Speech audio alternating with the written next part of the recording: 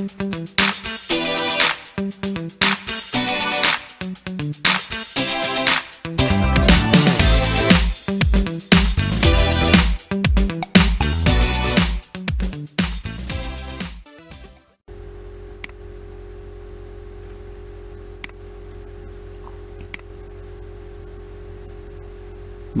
saya awali dulu pertemuan pagi hari ini. Assalamualaikum warahmatullahi wabarakatuh.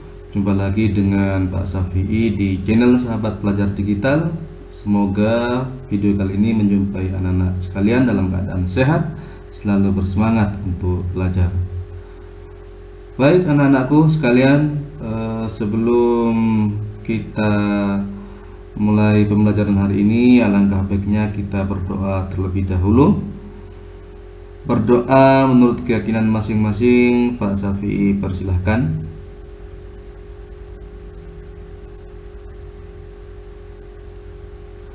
Berdoa selesai.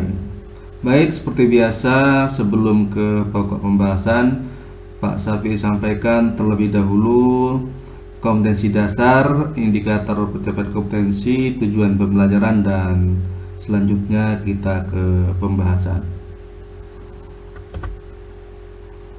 Adapun kompetensi dasar kita pada pagi hari ini yaitu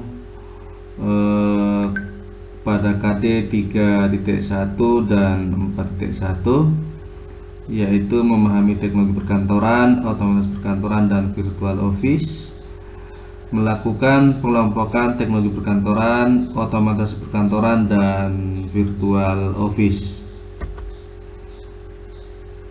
Adapun indikator pencapaian kompetensi yaitu menjelaskan definisi kantor virtual, menguraikan manfaat kantor virtual, melakukan pengelompokan teknologi perkantoran dengan tepat sesuai dengan fungsi. Adapun tujuan pembelajaran kita pada pagi hari ini yaitu melalui kegiatan pembelajaran online daring dengan aplikasi Google Classroom, peserta didik dapat menemukan konsep, menjelaskan, dan menyelesaikan masalah terkait definisi kantor virtual, manfaat kantor virtual, kelebihan dan kekurangan kantor virtual dengan cermat, memiliki karakter, memiliki kemampuan literasi, membiasakan siswa dalam berpikir kritis, kreatif, komunikasi, dan kolaborasi. Selanjutnya kita ke pokok bahasan. Adapun pokok bahasan kita pada pagi hari ini yang akan kita bahas yaitu terkait definisi kantor virtual, kemudian manfaat kantor virtual, selanjutnya kelebihan dan kekurangan kantor virtual. Baik anak-anakku sekalian, kita masuk ke pembahasan yang pertama yaitu definisi kantor virtual ya.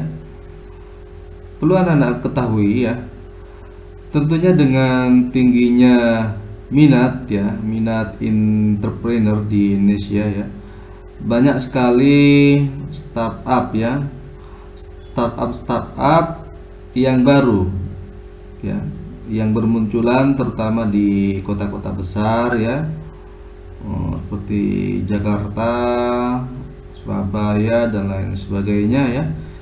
Dengan seiring pertumbuhan tersebut ya, maka virtual office semakin bermunculan dan menjadi angin segar untuk setiap founder ya, setiap pengusaha ya. Nah, lalu apa yang dimaksud dengan kantor virtual ya?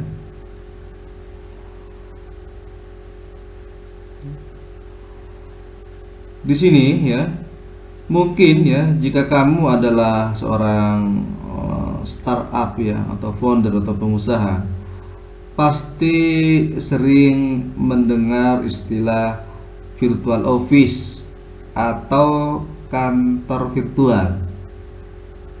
Nah, apa sih virtual office itu ya?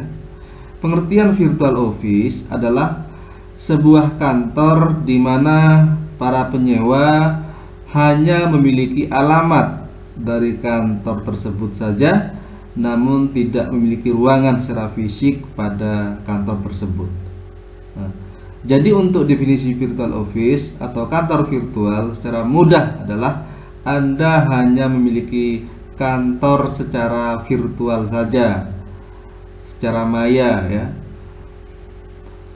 Nah, perusahaan Anda terdaftar dalam perusahaan yang bekerja di kantor tersebut walaupun Anda tidak memiliki ruangan kantor di gedung tersebut.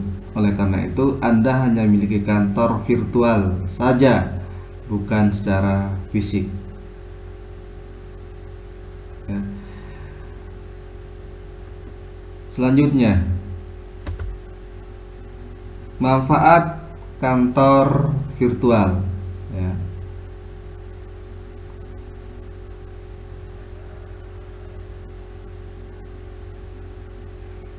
Nah, ketika bisnis kita ya menuntut jam kerja yang fleksibel ya, kantor virtual menciptakan peluang ya bagi orang untuk bekerja kapanpun ya, kapanpun mereka suka, dari manapun mereka berada. Tidak hanya itu, kantor-kantor virtual juga memungkinkan Anda tidak perlu melakukan perjalanan, biaya teknologi rendah atau bahkan tidak ada ya. Biaya overhead yang lebih rendah ya. Bagi para pekerja, memiliki kantor virtual juga menghemat waktu perjalanan ya, meningkatkan produktivitas ya, dan menghasilkan tingkat perputaran yang lebih rendah. Nah, di sini ini ada 7 ya. 7 cara karyawan ya ketika berbisnis ya dapat memperoleh manfaat dari kantor virtual ya. Ini ya. Di 7 cara karyawan kita dan bisnis kita dapat memperoleh manfaat dari kantor virtual. Apa saja? Yang pertama ya, tidak perlu waktu perjalanan ya. Kita menemukan bahwa 2 atau 3 jam setiap hari biasanya dihabiskan untuk dihabiskan untuk bersiap-siap bekerja dan pergi kantor. Nah, sekarang lebih berubah menjadi waktu yang dihabiskan untuk fokus bekerja. Oleh karena itu, produktivitas meningkat dan karyawan pun lebih fokus ya. Selanjutnya yang kedua, karyawan lebih mudah aktif ya.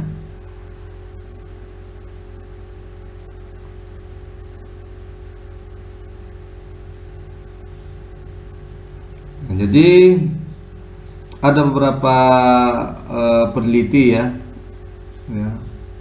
dari University of Sydney School ya merilis sebuah penelitian ya, menemukan duduk di meja ya, perhatikan, duduk di meja Anda selama lebih dari 11 jam sehari meningkatkan risiko kematian lebih dari 40% dalam 3 tahun ke depan tanpa menghiraukan aktivitas. Ya. Selanjutnya, fleksibilitas berarti menggunakan lebih sedikit hari libur ya. Selanjutnya, lebih sedikit biaya overhead ya. Jadi tidak ada sewa kantor ya, tidak ada pembayaran utilitas ya, tidak ada perangkat keras dan tidak ada biaya terkait yang datang dengan ruang di tempat Anda bekerja. Semua penghematan itu tidak hanya dapat diteruskan kepada klien, tetapi juga mempengaruhi margin keuntungan kita ya, memungkinkan kita berinvestasi lebih banyak pada karyawan kita sendiri ya. Selanjutnya, menghemat uang untuk teknologi ya.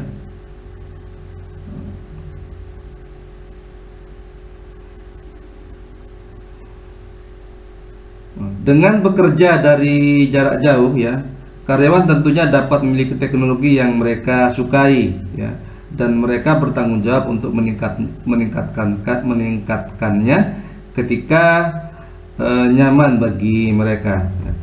Meskipun ada beberapa kekhawatiran resiko ya cyber dengan tidak memiliki teknologi yang disediakan oleh perusahaan, nah, itu cukup mudah dikelola dengan alat kata sandi, pemantauan dan pelatihan karyawan ya.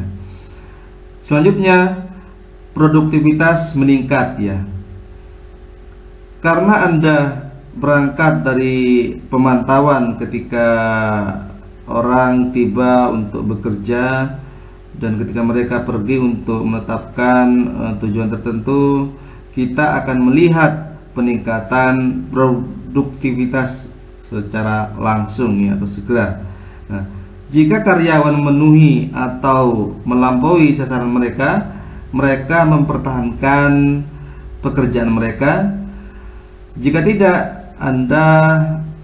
kita ya akan segera melihat itu dengan dapat menyingkirkannya karena tidak ada orang yang menyelamatkan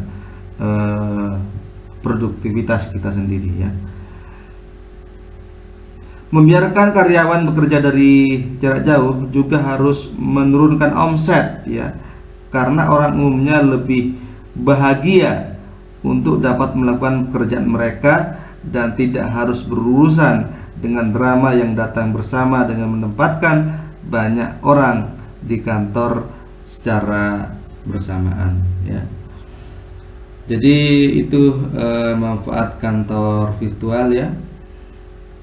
Ada 7, tidak perlu waktu perjalanan, karyawan lebih mudah aktif, fleksibilitas berarti menggunakan lebih sedikit hari libur, akses ke bakat di seluruh dunia ya, lebih sedikit biaya overhead, menghemat uang untuk teknologi, produktivitas meningkat.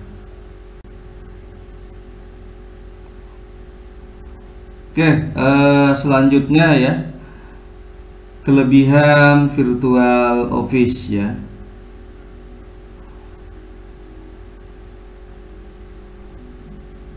Kelebihan virtual office ya,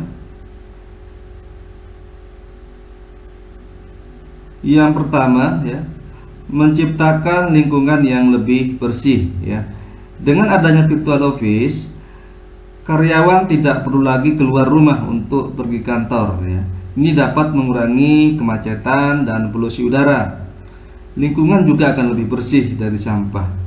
Kemudian selanjutnya, waktu kerja yang fleksibel ya. Virtual office membuat jam kerja karyawan menjadi fleksibel, bahkan bisa mencapai 24 jam dalam sehari. Kemudian yang ketiga, mengurangi kepadatan bangunan. Kita ketahui bahwa jumlah bangunan di kota-kota ya sudah sangat banyak. Dengan penambahan kantor akan menambah angka kepadatan bangunan. Selanjutnya, hemat biaya ya. Untuk membangun sebuah gedung kantor membutuhkan biaya yang banyak. Dengan menyewa gedung untuk perkantoran akan menghemat biaya operasional ya. Virtual office yang disewakan lebih murah dari sewa kantor secara fisik. Nah, mungkin itu yang dapat Pak Safi sampaikan di pertemuan pagi hari ini. Kurang dan lebihnya Pak Safi mohon maaf. Saya akhiri, wassalamualaikum warahmatullahi wabarakatuh. Terima kasih.